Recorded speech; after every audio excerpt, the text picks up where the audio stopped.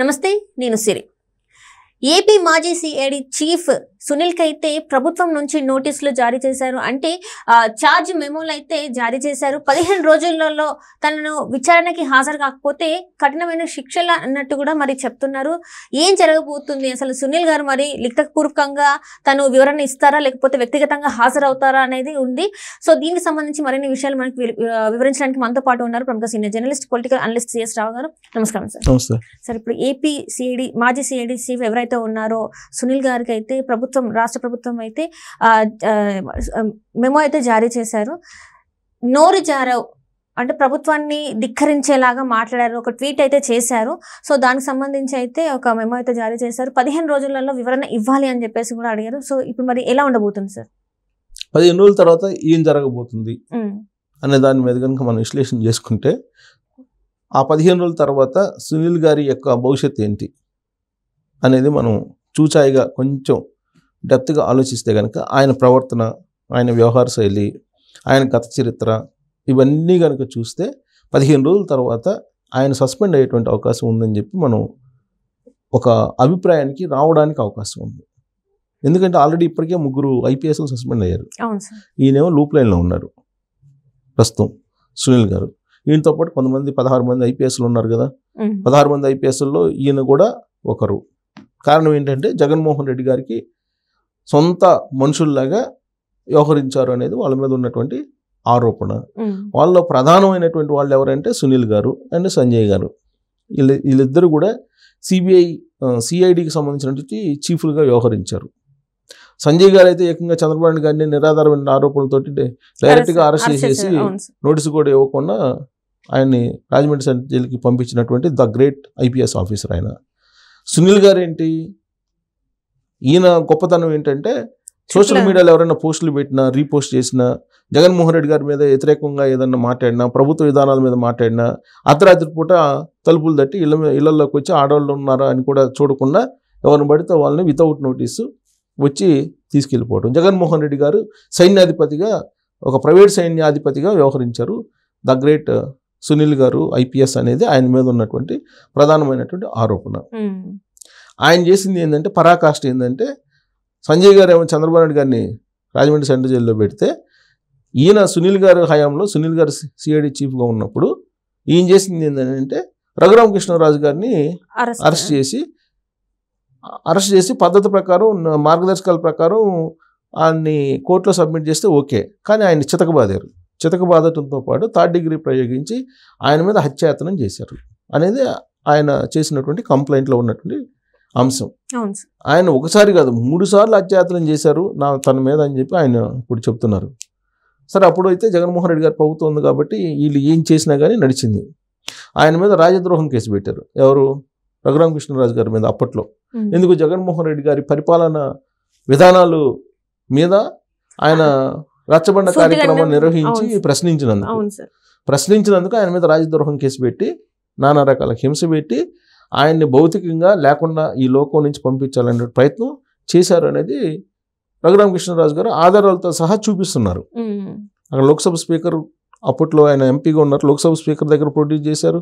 ఆ తర్వాత ఇక్కడ మిలిటరీ హాస్పిటల్ ఇచ్చినటువంటి సర్టిఫికేట్స్ని ఆల్రెడీ చూపిస్తున్నారు, కోర్టుకు చూపించారు. ఇంత జరిగినప్పటికీ కూడా మాకే పాపం తెలియదు అని ఒక ఆయన అంటారు, ఇంకొక ఏమైనా నాకు ఆరోగ్యం బాగాలేదు, వయసు సహకరించట్లేదు విచారణకి అని చెప్పి అంటూ ఉంటారు, విజయపాల్ అనే అతను. సో సునీల్ గారు 15 రోజుల తర్వాత ఏంటి అనేది దాని మీద మనం మాట్లాడుకుంటే, ఈయన ఈ నగరంపాలెం పోలీస్ స్టేషన్లో కేసు నమోదైన తర్వాత ఈయన ఒక ట్వీట్ చేశారు. ఏం ట్వీట్ చేశారు?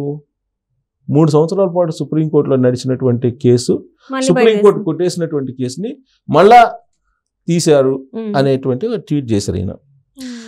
ఎప్పుడైనా సరే ఏ IPS ఆఫీసర్ అయినా, ఏ IAS అయినా, లేదా ఏ ఉద్యోగి అయినా సరే సర్వీస్లో ఉన్నప్పుడు కొన్ని మార్గదర్శకాలు ఉంటాయి. సర్వీస్ రూల్స్కి విరుద్ధంగా వాళ్ళు రెస్పాండ్ కావడానికి లేదు, ప్రభుత్వానికి వ్యతిరేకంగా మాట్లాడటానికి లేదు.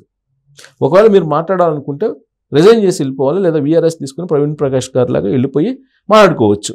కానీ సర్వీస్లో ఉంటూ ప్రజల సొమ్ముని జీతంగా తీసుకుంటూ మార్గదర్శకాలు ఏవైతే పాటించాలో వాటిని పాటించకుండా ఈయన రెస్పాండ్ అయ్యారు.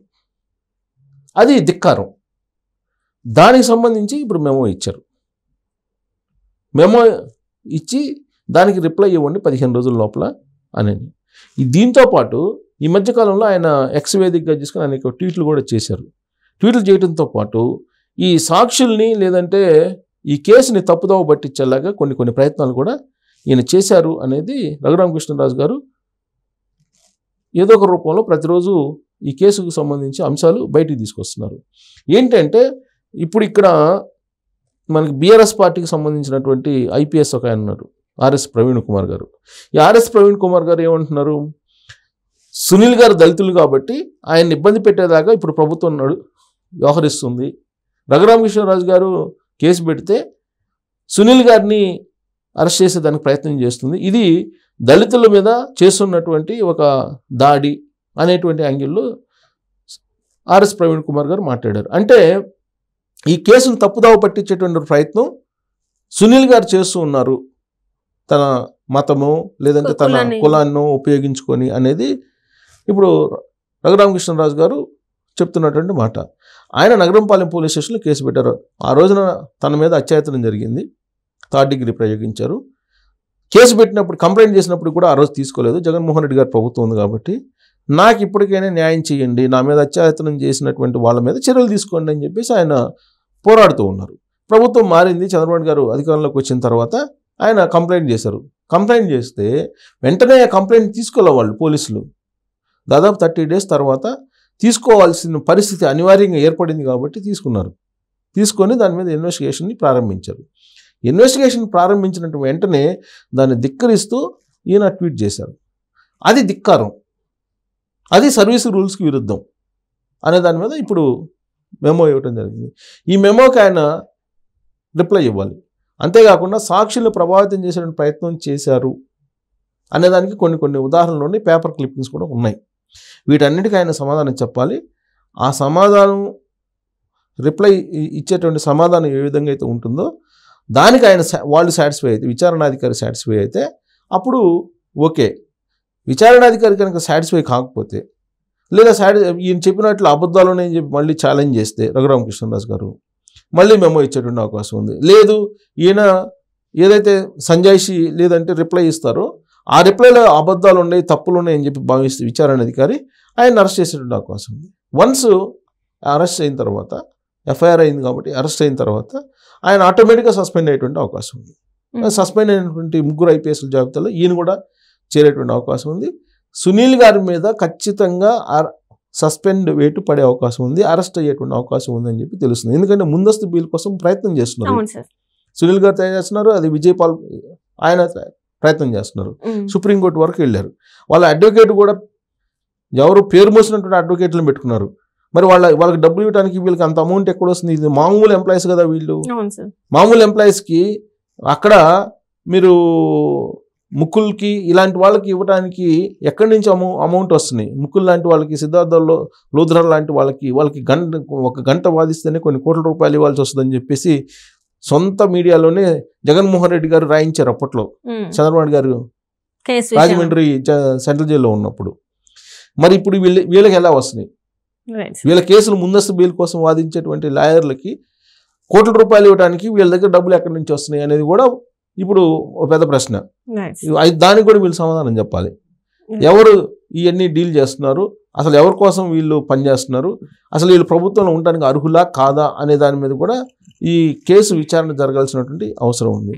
సో ఆఫ్టర్ 15 days ఖచ్చితంగా సునీల్ కుమార్ గారు సస్పెండ్ అయ్యేటువంటి అవకాశం ఉంది, ఆయన అరెస్ట్ అయ్యేటువంటి అవకాశం ఉంది, ఆటోమేటిక్గా సస్పెండ్ అయ్యేటువంటి అవకాశాలు ఉన్నాయని చెప్పి మనం మొత్తం ఈ కేసు పరిస్థితిని విశ్లేషిస్తుంటే కనుక ఒక కంక్లూజన్ రావచ్చు.